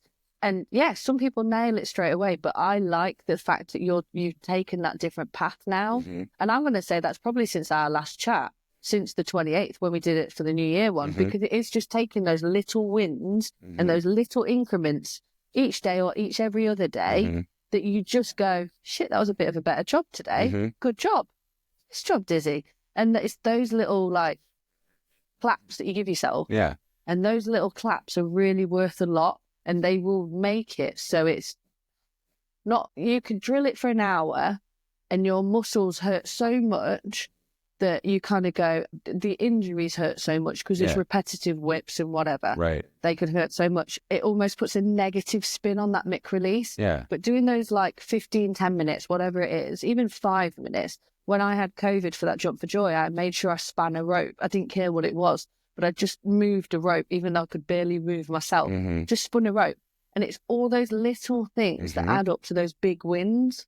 And that's a big message. I think that's a really cool thing that you're doing. I love that you're doing that as well, that you've changed it. I really, no, it's a good testament to you because it's taking a step back, assessing and going, right, I'm doing it. And it's kind of like what Richard's done. He was like, oh, how many, 15 minutes? It's worked up to be 6 hours or whatever it is. And then look at that mic release the other day. Shit, I almost threw my phone out the bloody car window. I was that excited. I saw I went... His video where he's like, watch this. So proud of him. He tagged me in it as well. I was proud of him. Yeah. Oh my God. And then I think I either called him Keith or Kevin. I know. I didn't even know. I was like, wait, was it Kevin or Keith? And I was like, I'm just going with Keith. I think I'm going with Keith. Yeah. That's hilarious. One of those things that's just always going to stick and he's going to hate us for it. But it's brilliant. But it's those things. Yeah. It's nice to share and it's nice to be, to see all the people, just celebrate him for that win. Because that was a damn nice mic release catch and jump. That mic release and jump is so freaking hard to time. Like mic releases, fine, I know, but mic release and catch, I think I did a few reels of it where I did it blindfolded. That was fun. It was fun. It's funny that you mentioned that because the other night I put my hat on down like this and tried to kind of pull it over my eyes and I had my eyes closed and I was doing mic releases. And I found that I could almost catch them, every bit as consistently as I could with my eyes open. Like I can catch them with my eyes closed as well as I can catch them with my eyes open because now it is the feeling of where the rope's at. And it's my internal counting of the number of spins and you've also got a bit of Neo off the Matrix going on. You can kind of see the code that's going around you. Yeah. Yeah. And it's just, again, because you're using a heavier rope as well. If that was the PVC, that shit would be completely different. Yeah. But because you're using the heavier rope, it's not, I say it's muscle memory a lot. It is. It's just that if you was learning a dance, so if you was a salsa dancer or something like that, or you was doing the bloody, I don't know, other dance, Charleston, it's the same. You do it enough, it becomes second nature. Yeah. And that's very much the same with a mic release or a mamba. Or I said on the hangout that I did the mamba squeeze so much, I forgot how to get past that third rotation. That mamba squeeze looks so cool. And so for people who don't know what that is, right, that's where you do the release on one side, you do a mamba, so you take it to the other side, you kind of go back and forth a few times, and then put your arm up. Whoop. Yeah. Yeah. And it looks so tight. And wrap it round yourself. That was hard to get. Yeah. But once you nailed that, then you had trouble not squeezing, right? All I could ever do was squeeze. Yeah. And it was so frustrating. And I was like, and that's how I ended up whipping myself up my face, like your mark. Oh my God. Yeah. The marks up my face I got from just getting it past. And even now, if I have my hair down, my hair just goes, yeah. And I'm like, oh, that was a bit tight. Because I quite like a tight release. I don't know if that sounds right. Yeah. But I don't like a loose one. Right. So a loose one, it goes wild and you've just got no hope of getting it back. You feel like you have more control if it's tight. It goes hilarious. Yeah. If I do a tight mamba, because I think when I got first taught, someone taught me to lean forward, right into the camera then, lean forward, put your arm out and do it like that. And oh my God, the amount of lip smacks, nose smack, eye smacks I got from that, I was like, man, that is not for me. Stood up straight, proud, tightened it in, and now it's just fluid. It just works. Nice. So, yeah, it was weird. But again, that's someone else using their experience, how they do it, to teach me. But that didn't work for me. So then I had to find a compromise. So even though all advice is great, all advice is great, sometimes it's not all fits in the same box. And again, that's another message that I try and tell people. Your mic release isn't going to look like mine because you're not me. Mm-hmm. You know, you're not the same build as me. Your arms aren't the same. Your arms don't have the same strength. Your legs don't have the same strength. Mm-hmm. My jump doesn't look the same as anyone else's. Right. Because I jump how I jump. So when we was doing and that's okay. Yeah, and it's absolutely fine. When we was doing the jump for joy combo that we did at the end, we did just the basic bands to be inclusive for everyone, but we did also a combo that we did at the 100 days. So Peter put it down, and again, it was a combo. So I was there panicking, going, I don't follow combos that well, so I'll write it down and I'll just execute it while I was on holiday. Now, it was Laura, skipping midlife crisis, and it was heel tap, pause, heel tap, pause, heel tap, pause. Mama I do not skip like that. Mm-hmm. Like I heel tap, swing. Like I do, like my legs just do 10 to dozen. So I had to do it in my way, because if I did it the other way, it was laboured and it hurt. Now, skipping doesn't generally hurt me, but that hurt. So I was like, I'm just going to make this adaptation to change it for me. By the end of the 100 days, when I posted it again, I was like, oh, I can do that now. But it still didn't look the same, because I had to slow it down, and it's hard for me to slow things down. Yeah. But I just said to the girls, I was like, no one's going to look the same. You're all not going to look the same when you do it. You're not going to look as, you know, effortless as Laura or Peter doing it, because that's Laura and Peter. Everyone's completely different. You know, some people come into jump rope and think they need to look as good as Lauren or Kathy to be good at it. No, that's completely a misconception. Everyone has their own journey. And I think that's the thing that I try and teach people is it isn't perfect all the time. Right. And it can't be perfect all the time. If it was, then you're a wizard with a rope and you can go on and make your millions. But yeah, it's just joy. If you get joy out of it, it's worth doing. Totally. Absolutely. And I've said this before, but I just love that everybody has their own style and can bring their own flavor to it, you know, like flair. Yeah. It's funny you mentioned that when you were in the challenge, that's people were calling you like the release queen, and you're like, oh no, I'm not a queen or anything like that. I've got feedback like that too, you know, about shuffling or whatever. And you are a good shuffle, but you're a shuffle queen. Thank you. Well, that's very nice of you. But it's so weird to me because, you know, a year ago I was not doing this, you know, like I saw. Like went back recently when I was doing that interview with Jenny Just Jump, and looked at some of my early videos where I was trying to learn the shuffle, and I really struggled with my feet, like, you know, just doing the basic thing and stand, all right, pick this leg up now, do this now. And it's fun to make progress. And you made another comment about how you kind of never know, this is not a quote, but you kind of never know what you say that will affect somebody else, you know, or what you do that will affect somebody else. And so sometimes those encouraging things those messages that you might send people, or even the comment that you put in your reel, I've had so many times where I've written something and then I get like really genuine feedback from people saying, thank you for saying this thing here. That really meant a lot to me. And, you know, to me, it was like, oh, this is just my journey. This is just, you know, something I'm going to tell people about my struggle or whatever. And have people go, oh my God, I've had that same thing. And so I think that's just such a lovely part of the community. Yeah, it opens up a new wave of communication. You go, oh, okay, well, if you struggled with that. Me and, I don't know if you follow her, Faith, she was one of the ladies in Jump Joy. And me and her, she was like my jump rope sister. Yeah. Like I'm like, everything she conveyed, I was like, I think I've already said that. Like, we're like entwined, but in completely different continents. It was just mad. And to know that one little message that you put out that just makes someone not feel better about themselves, but relates to them. Like, if something's relatable, I think that's more genuine content, and I quite like that. I say I don't expect to be adored by thousands. I'm not there for that. I just love the community that we are, and if you reach out to one person and it affects someone and makes them feel either better or, you know, just gives them stop stressing so much, then that's worth 1 million followers to me. Like, that is the same feeling. Like, I'm not really reels, and like, it confuses me, all this thing. Like, if I try and look in the techniques of like the background, I think Becky was on about it, like the real stuff, like the views and things. It confuses the hell out of me. Like, I'm like, how can one get 100 And that was a damn good combo, like 100 views. And then that one gets 1,500. I'm like, I don't really understand that. If I get into it, then it will start to affect me mentally, and it'll put pressure on me. So I don't look into it. I just literally just don't. Yeah. I'm like, you do you, boo. Yeah. That's me. I just say that. And I'm like, just do me. That's fine. And it'll reach to who it needs to reach to. And if it inspires someone else to pick up a rope, then amazing. Which I've had a lot of people do that.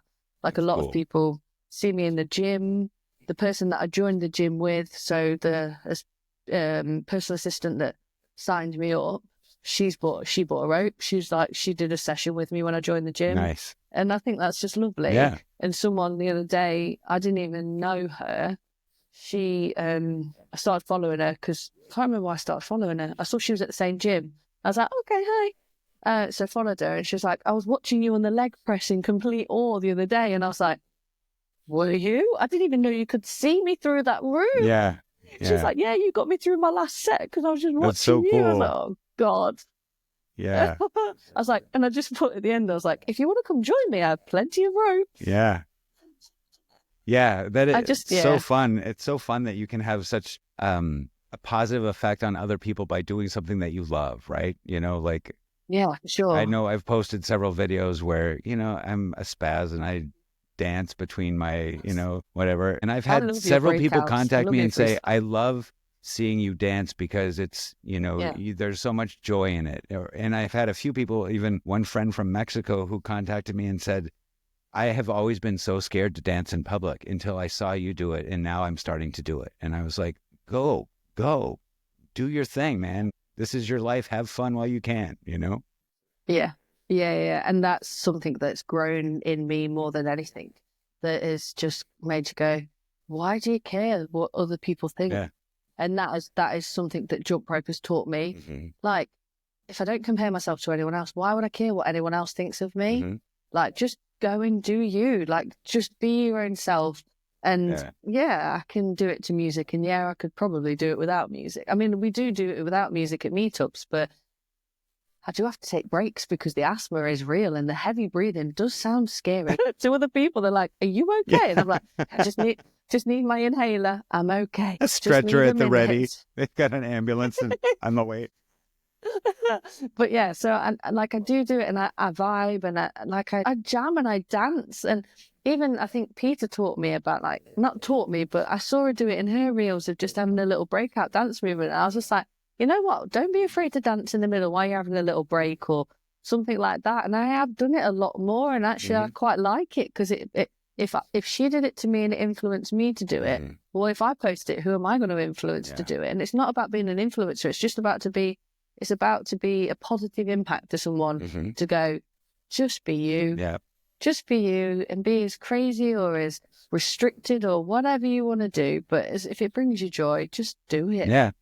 Yeah, absolutely. And you never know who you're going to touch. I know I told this story on a previous podcast, but part of the reason that I dance in public and do my thing is that when I lived in Washington State before I moved out here to Minnesota, I would be driving to work some days and I would see this lady who was, I guess she's like in her 60s or 70s or something like that. Just this gorgeous black lady. She'd have her headphones on, walking down the street, just dancing her ass off. And every time I saw her, it made me grin ear to ear. And I would think, I wish I had the courage to, you know, be that free or whatever. And at some point I lost my shame and I'm like, if they don't like what I'm doing, F them. I'm doing it, you know? And if they do like it, whether they like it or not, it's their business, you know? And certainly I want them to like it if they, or make them happy. But that lady has no idea how she touched my life. And I never got out of the car and told her, oh my God, I love you so much. And thank you for doing this. But yeah, she had a big effect on me, you know, and imagine how she would feel if you did that. Right. Yeah. I don't know. Imagine that feeling. Yeah, but it'd just be pure relation. It'd just be, it's that whole thing, isn't it? It's just spreading the joy and making people feel that connection. And even though it's not a physical or, you know, but it just exuberates out. Like I said on the hang, that song that Becky did. Oh, yeah. Indestructible. I swear to God, every time that comes on, I just feel a vibe in me. If I'm in the car, I'm like, oh my God, I'm just going. Yeah. Because I just think of what that message that she conveyed in that entire post. And I was like, oh my God, that is about the jump rope community. And how did I not think about that before? And I would have never associated it. Yeah, I think I've done a reel to it before of going indestructible. And I was like, yeah, but I never thought of it the same way that Becky did it. Yeah. And I was just like, oh my God, you're completely true. And it's just something that vibes out of you. And it's that emotional state. Yeah. And I think everyone has it. It's just something that brings out of you a bit more in the jump rope community. Yeah. Because you feel like a connection. You feel like a love relationship with your damn ropes. A love-hate relationship sometimes. Yeah. And it is a companion. It's a partnership. It is that's how you work it. So yeah, I get really emotional. Have you ever done a jump or do you flow rope? Do you flow rope at all? I don't have a rope for flow. No. I mean, I flow with my own ropes, but I don't have like the big. Yeah. Yeah, I would like to. Yeah, they're really good, and they are really good. I mean, you can still do the kind of same moves because there's no actual skipping in flow rope. You can still do the same moves like the dragon rolls and things like that, and you don't just vibe in just with the rope on each side, and it's exactly the same. The flow rope doesn't really add much to, like the ropes themselves don't add much to it apart from the weight and what you can actually do with it. But that when I flow, I'm not a good flower. Like I actually do say that because there's still some moves I can't transition within, and it's something that I really want to get into this year as well as another thing. I want to be able to flow rope a lot more fluidly, and just so it's not as where I have to stop and go, right, okay, go to the next move, because it's not a next move, it's that whole connection and be one with the rope. I moved to it to a point where I made myself cry on a holiday, and I don't know, there was a lot of stress going on. And I went outside, I went out the back, and I made some time for myself in the sunset, and I just went out and flowed. And I was recording it, and I just couldn't stop recording because I couldn't even go back to the camera. I was crying my eyes out because I just felt such a release from this flow rope. So that's another thing that I want to try and get into this year is to get my emotions stabilized. Not that I'm always upset, because I'm not. I'm a lot much happier place than I am now. But to get that flow rope and get those movements so I can express myself in that. I think I saw Peter do it, and she was dancing with it like a salsa dance. And I was like, oh, I love doing a bit of dancing, a bit of zumba and a bit of shimmies. Yeah. Let's do a bit more of that. Oh, I'm such a shimmier. A shimmier. Love a shimmy. Love a shimmy. Yeah, I'm a good but shimmy. yeah, I want to be able to be a bit like, not so much as in like the footwork type thing, because I can do footwork and I'm all right with footwork. I'm fine with that. But because that puts a lot of pressure on this plantar thing, maybe it's not the best thing to progress with this year when I do want to jump with people. So I'm going to try and get more into the flow rope and the dance flow. So with the rope and things, I've donated one to look after to Rebecca, the one down the road. She's got that until she buys her own one, so she could get into flow rope as well. So I had a lighter version, but my big one's still here, and I do love it. I love Mick releasing with that. That hurts. Yeah, I bet. That's like a boulder into your shin when that hits. Yeah. Oh my God. It comes in like a wrecking ball. I like that you talk about the emotional stuff, because I've been pretty straightforward that I get emotional when I jump sometimes. Sometimes it releases feelings from hard things that I've been through, like I lost my dad a while ago, and there are times where I'm jumping and I'm listening to music and I feel music really deeply. And so I will... Me too.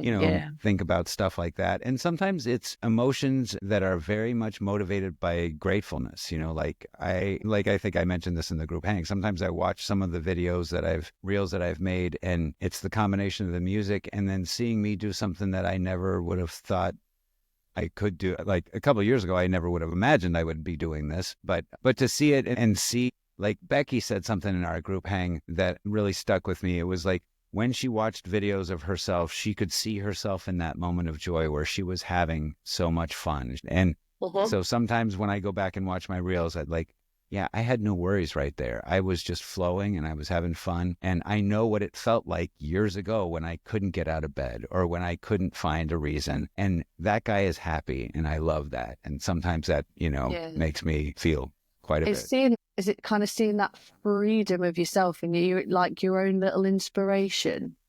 Do you know what I mean? Yeah. Like you're kind of inspired by yourself because 2, 3, however many years ago, you weren't that dizzy, you weren't that person. Right. And that, again, like you said, you religiously watch your reels back. I do kind of when you're editing. I don't know, I don't get that connection. I do watch them and go, bloody hell, you did a really good job there. And I feel really proud of myself. Things like that. And it's those types of things that yeah, I suppose I look at it and I go, "Gosh, I was really free then." Like, there was a mental bit, my head go, wee, on its little roller coaster that's going on. But yeah, I think that I'm the same. I'm very emotionally connected to music.